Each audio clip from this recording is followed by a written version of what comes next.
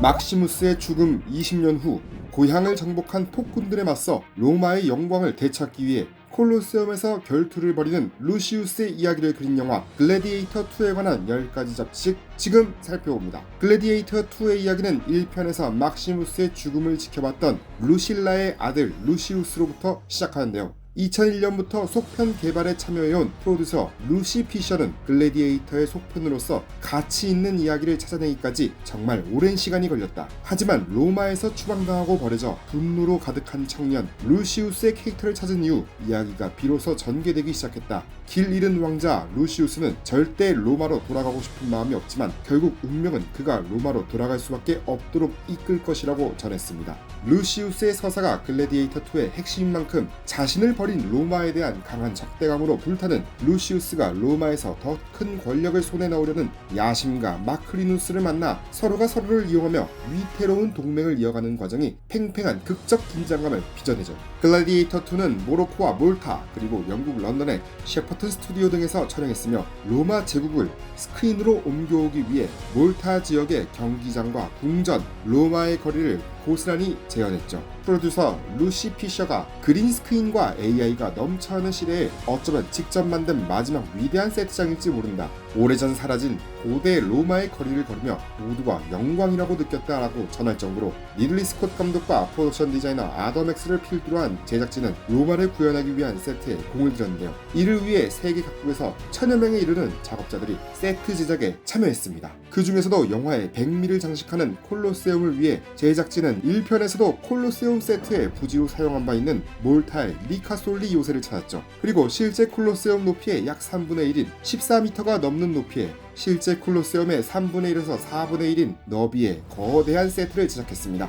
콜로세움에서 펼쳐지는 격렬한 액션을 온전히 담기 위해 리들리 스콧 감독은 한 번에 8대에서 최대 12대의 카메라를 동원했으며 드론과 크래시캠을 활용하기도 했죠. 사운드 팀은 배우들의 리얼한 연기를 끌어내기 위해 콜로세움 세트에 대형 스피커를 설치해 관중들의 소리를 노출했는데요. 이를 위해 사운드 팀은 세트장에서 보조 출연자들의 소리를 녹음한 뒤 투구 경기와 크리켓 경기, 럭비와 야구 경기 등에서 터져나오는 실제 환호와 야유를 담은 녹음 소리를 추가하고 후 작업까지 거쳐 수만 명을 수용할 수 있는 콜로세움에서 울려 퍼지는 거대한 관중 소리까지 표현했습니다.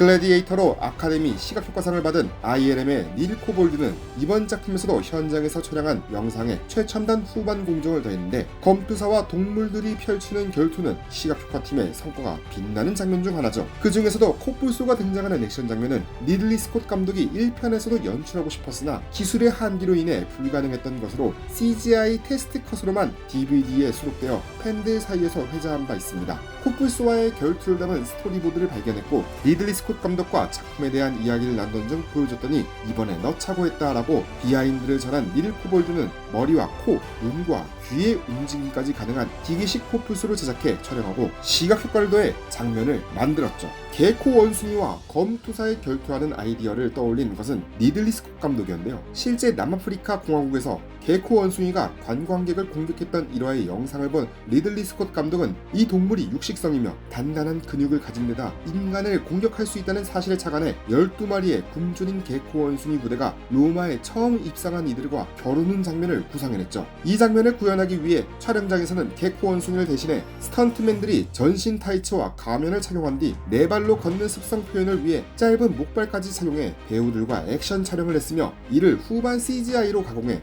완벽한 검투사 대 개코 원숭이의 액션 씬으로 구현할 수 있었습니다. 한편 특유의 강한 공격성이 느껴지는 소리를 연출하기 위해 사운드팀은 침팬지 소리를 변형한 뒤 다른 동물들의 날카로운 소리를 합쳐 독특하면서도 위협적인 소리를 만들어내 시각뿐 아니라 청각적으로도 임팩트 있는 장면을 완성해냈죠. 영화의 오프닝을 장식하는 누마디아와 로마군의 해상 전투는 킹덤 오브 헤븐의 촬영지이기도 한 모로코 와르자자트의 세트에서 진행됐습니다. 다만 이 세트가 사막 한가운데에 자리 잡고 있어서 척박한 환경에서 물살이 휘몰아치는 거대한 해전을 그려내야 하는 것은 리들리 스콧 감독과 제작진에게 큰 과제였죠. 이를 위해 시각효과를 담당한 닐 코볼드는 거대한 선박을 올려두고 움직임을 조절할 수 있는 유압 기계를 도입했는데요. 주로 원자로나 탱크처럼 거대하고 민감한 물체를 옮기도록 설계된 4륜구동 원격 제어 산업용 플랫폼을 이용한 것이었죠. 두 척의 대형 선박을 이 플랫폼에 올려 움직임을 연출하는 가운데 병사 훈련을 거친 수백 명의 보조 출연진이 액션에 합세하고 CGI로 사납게 요동치는 바다가 추가되면서 거대하고 치열한 오프닝 시퀀스의 해상 전투가 완성될 수 있었습니다.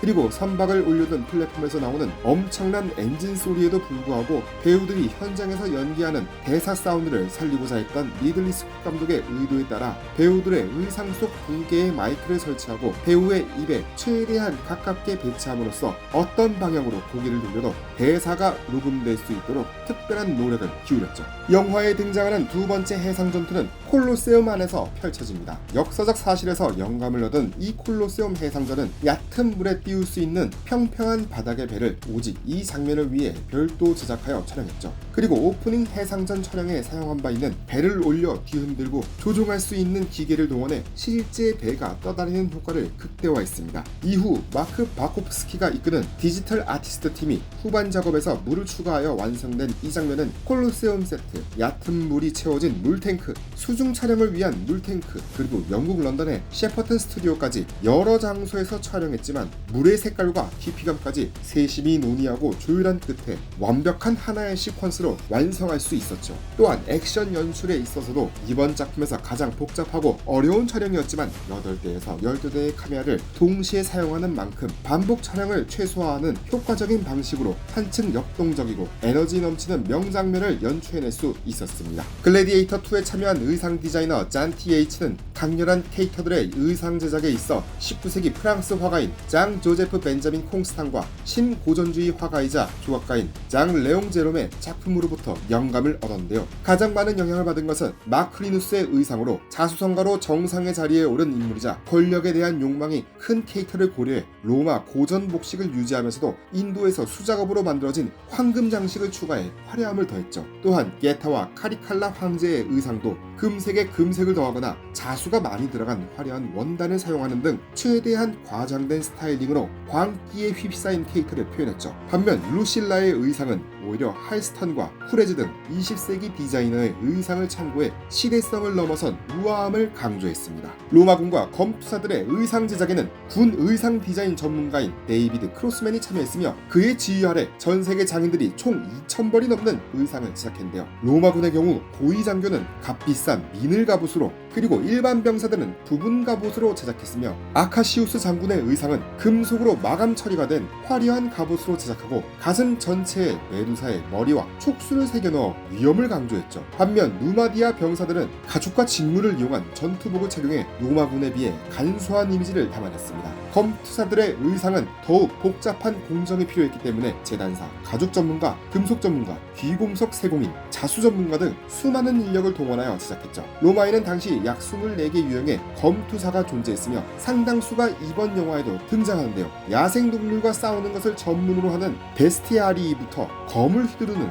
고전적인 트라키아인에 이르기까지 각 검투사는 저마다 자신을 상징하는 의상을 입습니다. 여기에 영화적 설정을 더한 데이비드 크로스맨은 마크리누스의 검투사들은 뱀을 모티브로 한 녹색 의상을, 그리고 황제가 총애하는 검투사 화계자 글리세오는 트라키아인과 무르밀로의 것을 합친 디자인의 투구를 착용하고 그만의 시그니처 검과 방패로 중무장했죠. 데이비드 크로스맨은 검투사들의 비주얼을 제대로 만들고 싶었고 모자이크화와 현대의 참고 문헌을 살펴보았다고 전했습니다. 글래디에이터 2의 해리 그렉슨 윌리엄스 음악 감독은 한스 짐머가 1편에서 만들어낸 음악의 정서를 잇는 동시에 고대 로마의 시대성을 표현하기 위한 악기 선정에 섬세한 노력을 기울였죠. 특히 루시우스 테마곡의 경우 1편 막시무스 테마곡과 마찬가지로 감칠 화음으로 구성했지만 변주를 더해 관객이 쉽게 알지 못하도록 했다가 서서히 그 변주의 폭을 줄여 후반부에 이르러서야 비로소 1편과 같은 음악이었다는 것을 알아차릴 수 있도록 디자인했습니다. 해리 그렉슨 윌리엄스 음악 감독은 시나리오 후반부에 루시우스는 막시무스가 된다라고 적혀 있었다. 그 장면 이전까지는 1편의 테마곡을 암시하는 듯 하다가 마지막에 이르러 1편과 같은 느낌으로 관객을 강타했으면 했다라는